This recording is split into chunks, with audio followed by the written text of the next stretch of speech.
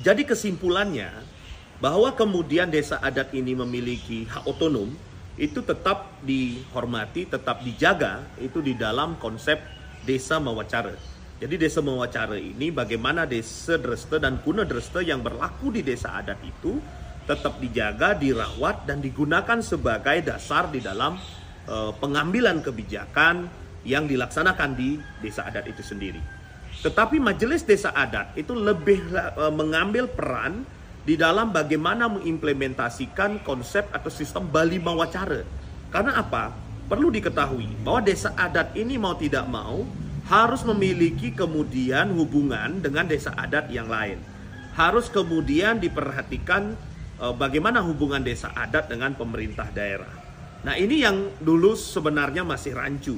Sehingga ketika desa Mawacaranya dilaksanakan secara otonom, kemudian dia keluar dari desa adat, berhubungan dengan desa adat yang lain, berhubungan dengan stakeholder, berhubungan dengan pemerintah, itu tidak ada yang kemudian melakukan fungsi, baik itu pelayanannya, pengayoman terhadap hubungan-hubungan itu, pengaturan, bahkan pengawasan dan sebagainya.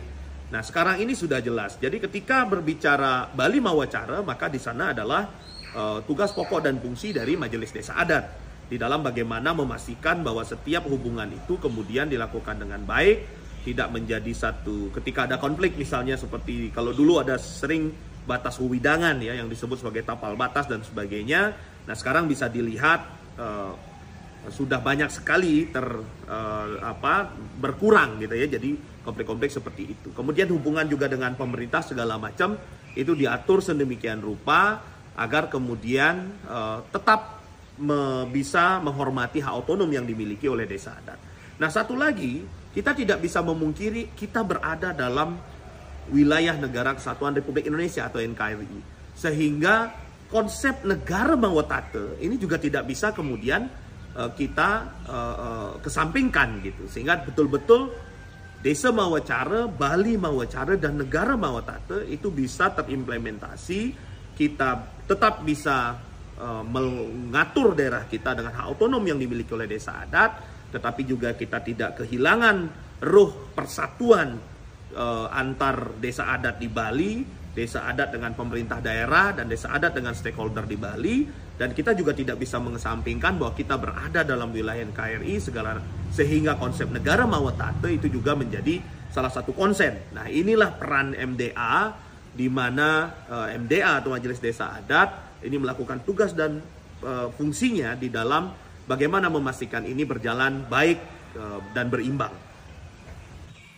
Baik, di kesempatan terakhir ini kami hanya ingin menegaskan ya, bahwa desa adat itu kuat, desa adat itu kokoh, dan terus menuju ke arah kemandirian.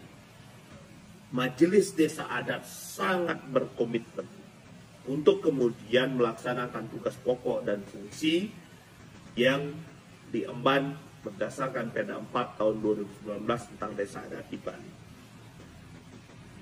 Bahwa kemudian perjuru MDA itulah cari ngayah.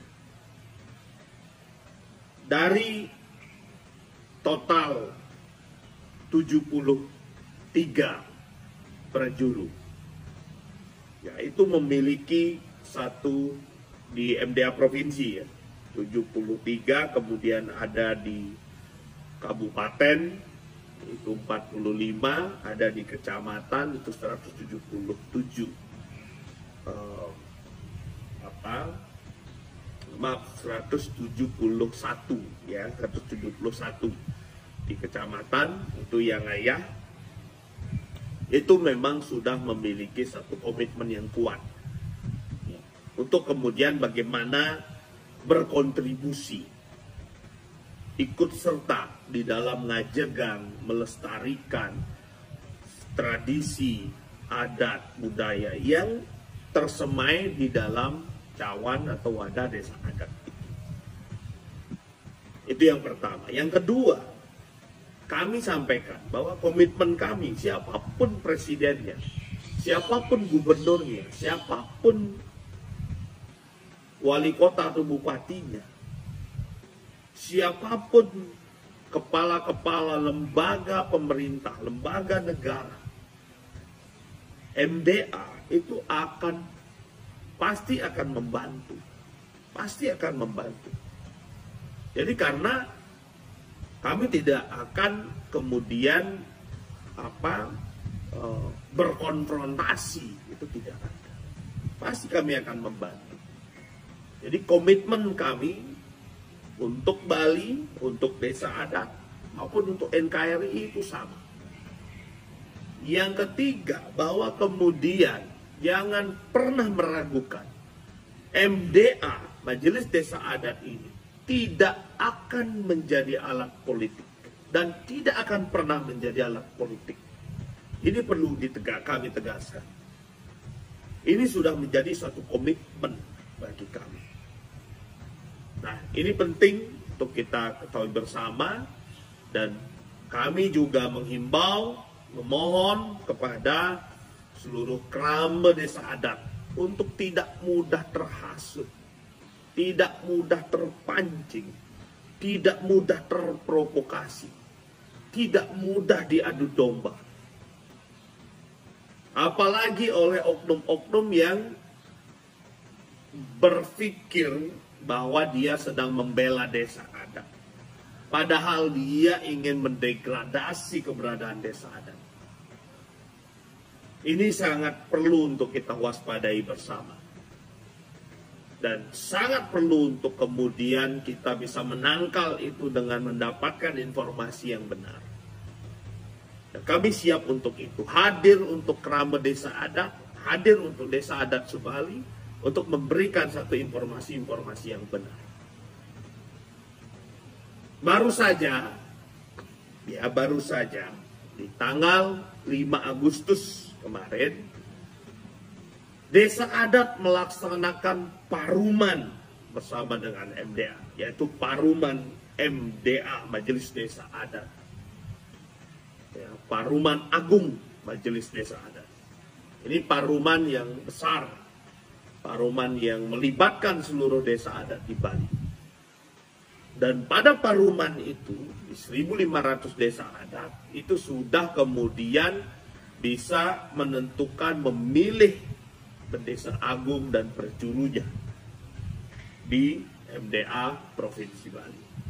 Jadi kami katakan, kalau misalnya seperti yang dituduhkan, MDA itu tidak perlu, tapi desa adatnya itu bersemangat sekali. Bahkan paruman itu hadir ribuan orang, tumpah ruah di Wantilan Pura Agung Samuantike, untuk kemudian di sana membicarakan hal-hal yang prinsip terkait dengan adat, budaya, tradisi, terkait dengan desa adat, bahkan memilih Bendesa Agung di sana. Nah, ini penting untuk kemudian kita ketahui bahwa desa adat ini sangat, dengan MDA ini betul-betul luar biasa.